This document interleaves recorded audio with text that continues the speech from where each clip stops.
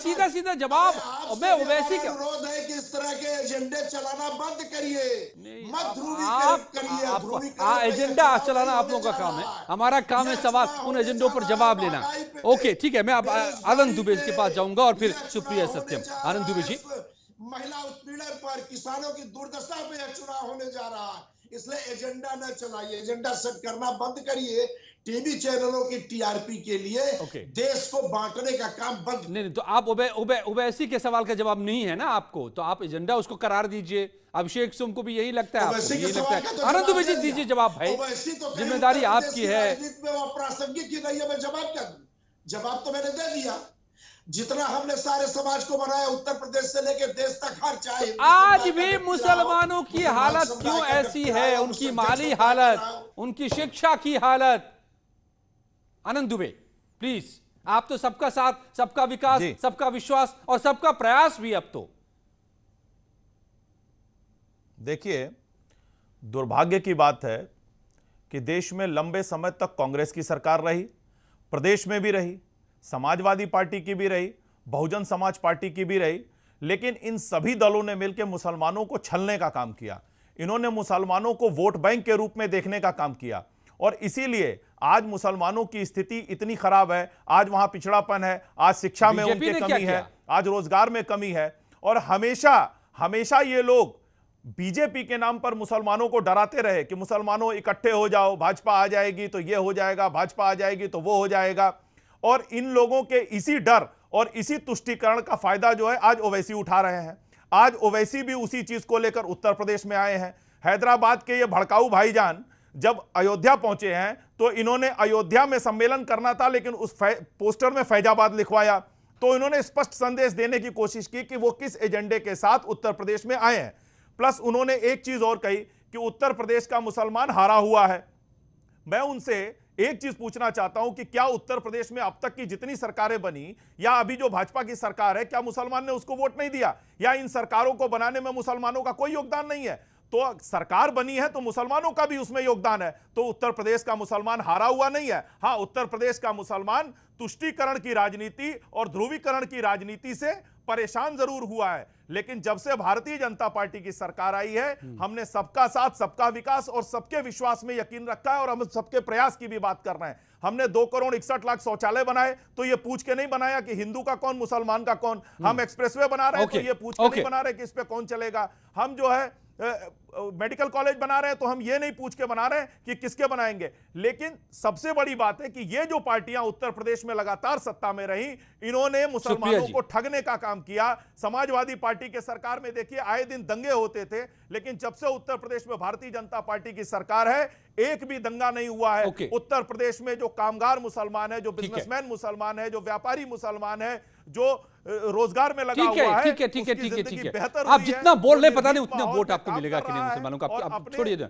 सुप्रिया सत्यम जी, ये बताइए कि ये सवाल जो असदुद्दीन ओवैसी ने आज उठाया है, क्या वो सवाल वैलिड है कि मुसलमानों की मोहब्बत अगर कोई पार्टी लेगा तो अब गुलामी की बदौलत नहीं, बराबरी की बदौलत? ये सवाल जो उठाया है, क्या आपको लगता है कि वैलिड क्वेश्चन है? देखिए, जैसे यूपी में चुनाव नजदीक आता जाएगा, जाति मजहब की राजनीति में विकास भारी पड़ती जाएगी। और जहां तक ओवैसी जी का सवाल है, सबको पता है कि कट्टरपंथी सोच और जिहादी जो जहर उगलते हैं, वो किसी भी समाज के लिए, किसी भी देश के लिए कभी भी अच्छा नहीं माना जाता है। भारत एक धर्मनिरपेक्ष देश है, वहां पे अक्सर एक धर्म को लेकर राजनीति नहीं करते। और ये जिस तरह से एक उन्माद फैलाते हैं समाज में और जिस तरह से तुष्टीकरण की राजनीति करते हैं, वो किसी भी समाज के लिए ना एक जहर का काम करता है। फिर मुद्दा यही आता है कि ओवैसी साहब बंगाल के थे, वहां भी कभी उन्होंने कलमा पढ़ा और कभी हिंदू के खिलाफ इतने जहर उगले, लेकिन क्या हुआ? ढाके की बात। क्योंकि देखिए, मुसलमान में भी बीजेपी वर्ग है जो जानता है कि जिस तरह की गंदी राजनीति ये करते हैं, तुष्टीकरण की राजनीति करते हैं, ये उनके क्या किया है। अगर वैसे आप बात करके वहां तेलंगाना में क्या किया है, मुसलमानों आपकी आवाज साफ साफ आ नहीं पा रही, कनेक्टिविटी का इशू है थोड़ा। बढ़ाने के लिए ये अलग अलग तरीके से जाके और बेगानी शादी में अब्दुल्ला दीवाना जैसे कहीं भी पहुंच जाते हैं और उनको टीआरपी अपना खेल करना है। तो मैं कहीं से भी ओवैसी जो राजनीति करते, देखिए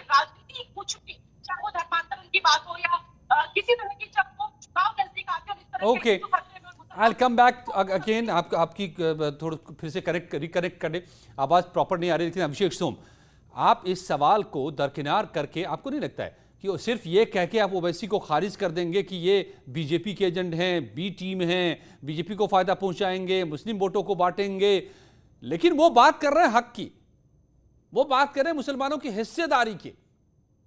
आप इसको नहीं इनकार कर सकते ना, इसका जवाब तो आपको देना पड़ेगा ना। देखिए अजय जी, ओवैसी जो उत्तर प्रदेश में आए हैं वो जनता के हक की लड़ाई लड़ने के लिए नहीं आए हैं, वो व्यापार करने के लिए आए हैं, वो राजनीति करने के लिए लड़ाई नहीं करने आए हैं। दूसरी बात, समाजवादी पार्टी जनता के लिए उनकी हक के लिए जमीन पर लड़ाई लड़ रही है, और ओवैसी हो सकता है उल्टे पांव उनको हैदराबाद भागना पड़े। उत्तर प्रदेश की जनता उन्हें कभी भी स्वीकार नहीं करेगी, और उनका जो चेहरा है वो पूरे उत्तर प्रदेश की जनता जान चुकी है। वो केवल वोटों को बांटने के लिए, काटने के लिए उत्तर प्रदेश में आए हैं, और पता नहीं उसके पीछे ठीक है, आपकी सारी बातें हो सकता है कि सही हो, मैं नहीं आपकी बातों को काटता। अभिषेक जी, मैं हो सकता है आपकी सारी बातें सही हो कि वो हैदराबाद भागना पड़ेगा वगैरह वगैरह, लेकिन फिलहाल जो वो सवाल चुनाव के दौरान पूछ रहे हैं उसका जवाब तो आप देंगे कि नहीं देंगे? अगर है जवाब तो। मैं बिल्कुल बता रहा हूं अजय जी, वो वोटों को काटने के लिए आए, और उत्तर प्रदेश की जनता समझदार है, वो वोटों को बांटने का काम कर रहे हैं, और उसके पीछे उनका लालच हो सकता है, और उत्तर प्रदेश में वो व्यापार करने के लिए आए, ना कि जनता के हक की लड़ाई लड़ने के लिए आए हैं। अगर उनको हक की लड़ाई समझनी थी तो हो सकता है वो 2017 के बाद उन्हें तमाम उत्तर प्रदेश के तमाम मुद्दों पर यहाँ पे आके लड़ाई लड़नी चाहिए थी, पर वो गायब रहे। अब क्योंकि चुनाव आ गया है, क्योंकि हो सकता है व्यापार है, व्यापार में उनको हो सकता है उनको कौन सा लाभ लेना है सरकार से, तो इसलिए वो उत्तर प्रदेश में आके अपना बोरिया बिस्तर बांध के उत्तर प्रदेश में आ गए हैं। जनता जानती है कि ये व्यापार करने के लिए आए, ना कि जनता की हक की लड़ाई लड़ने के लिए आए, और समाजवादी पार्टी जनता के हक की लड़ाई जमीनी स्तर पर लड़ रही है। ठीक है, एक छोटे से ब्रेक के लिए मुझे रुकना पड़ेगा यहाँ पर। ब्रेक के बाद भी जारी है महाबहस। पूछूंगा कि क्या ये दांव जो चला है तुरुप का पत्ता, इस सवाल के तौर पर कितना चलेगा ओवैसी का दांव।